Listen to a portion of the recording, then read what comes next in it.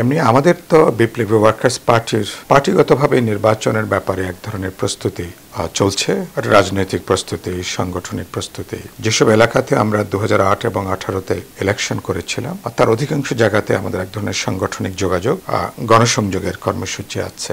আর গণতন্ত্র মঞ্চগতভাবে কি দাঁড়াবে এখনো খুব নির্দিষ্টভাবে আলোচনা হয়নি। আর বিএনপি সহ যারা আমরা যুগপৎ-ধারায় আন্দোলনে ছিলাম তাদের সাথে নির্বাচনের জোট কি চেহারা নেবে, কি শেপ নেবে, এটা নিয়ে সুনির্দিষ্টভাবে এখনো উল্লেখযোগ্য কোনো আলোচনা হয়নি।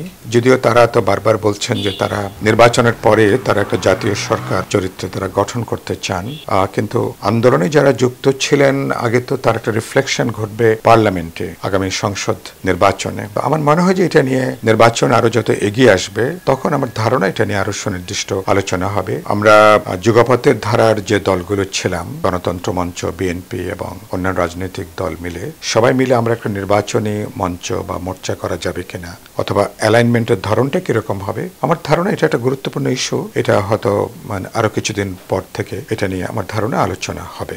অনেক আলাপ আলোচনা আছে, মঞ্চগতভাবেও তো কিছু আলোচনা আছে। মঞ্চের সাথে আরো কেউ কেউ যুক্ত হতে চান। সে অ্যালাইনমেন্টের ধরনটা কি হবে এখন এই ব্যাপারে আলোচনা হয়নি। আমরা সবার সাথে একটা আলাপ আলোচনা রাখছি, একজন নৈকট্য গড়ে তোলার চেষ্টা করছি, এক ধরনের বোঝাপড়ার জায়গাটা বাড়ছে। বিশেষ করে বাম প্রগতিশীল গণতান্ত্রিক ধারার যে রাজনৈতিক দল বা জোট আছেন তাদের সাথে আমাদের এক ধরনের আলাপ আলোচনা, বোঝাপড়া, আরো কাছাকাছি আসা। বর্তমানে একদিকে রাজনৈতিক অবস্থারও একটা তাগিদ আছে, আবার নির্বাচন কেন্দ্রে কোনো ধরনের কোনো বৃহত্তর কোনো অ্যালাইনমেন্ট তৈরি করা যায় কিনা, এটাও একটা মনোযোগের বিষয় আছে আমাদের। নির্বাচন কেন্দ্রিক, বিশেষ করে তফসিল কেন্দ্রিক যে সংকটটা ছিল, কিছুটা সংকটটা কাটিয়ে ওঠার একটা পথ হয়তো বের হলো। এটা পুরোপুরি রাস্তাটা পরিষ্কার হয়েছে আজকে হয়তো এটাই খুব বেশি জোর দিয়ে বলা যাবে না।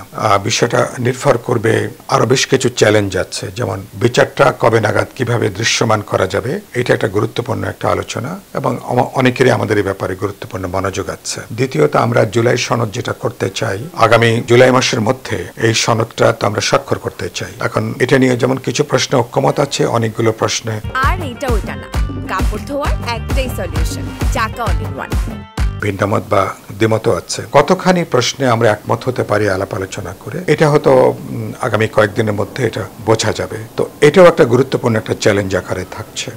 ফাইনালি ধরুন রাজনীতির মধ্যে তো অনেক আনসিন বিষয় থাকে, অনাকাঙ্ক্ষিত বিষয় থাকে, অনেক হঠাৎ নতুন নতুন উপাদান যুক্ত হয়, তো সেগুলো একটু দেখার বিষয় আছে। আর ফাইনালি নির্বাচন কমিশন তারা তো সাংবিধানিকভাবে তারাই নির্বাচনের চূড়ান্ত তফসিল তারাই ঘোষণা করবেন। কিন্তু একটা বোঝা যায় মোটামুটি, যেটা আমরা সবাই দাবি করে আসছিলাম, ডিসেম্বরের মধ্যে যদি কোনোভাবে না হয় তাহলে নিশ্চয়ই জানুয়ারি বা মধ্য ফেব্রুয়ারির ভেতরে, কারণ আপাতত এর চেয়ে আগামী বছর নির্বাচনের জন্য অনুকূল সময় আর মোটামুটি দেখা যাচ্ছে না। সেদিক থেকে সবারই এক ধরনের চিন্তার ঐক্য, বোঝাপড়ার জায়গা, রাজনৈতিক প্রস্তুতি, সাংগঠনিক প্রস্তুতি, নির্বাচনগত এক ধরনের লক্ষ্য নির্ধারণ করে তার প্রস্তুতি, সেটা অব্যাহত আছে। আমি আশা করি যে বড় কোনো নাটকীয় কোনো ডেভেলপমেন্ট ছাড়া আমি আশা করি ফেব্রুয়ারির প্রথমার্ধেই এই নির্বাচনের নির্দিষ্ট দিন তারিখটা এটা হয়তো ডিক্লেয়ার হবে। কিন্তু কিছু চ্যালেঞ্জ আছে, নির্বাচনের ব্যাপারেও কিছু চ্যালেঞ্জ আছে। সেটা হচ্ছে যে 17 বছর ধরে আমরা যে নির্বাচনের আশা করছি, সেই নির্বাচনটা কতখানি অবাধ নিরপেক্ষ হবে,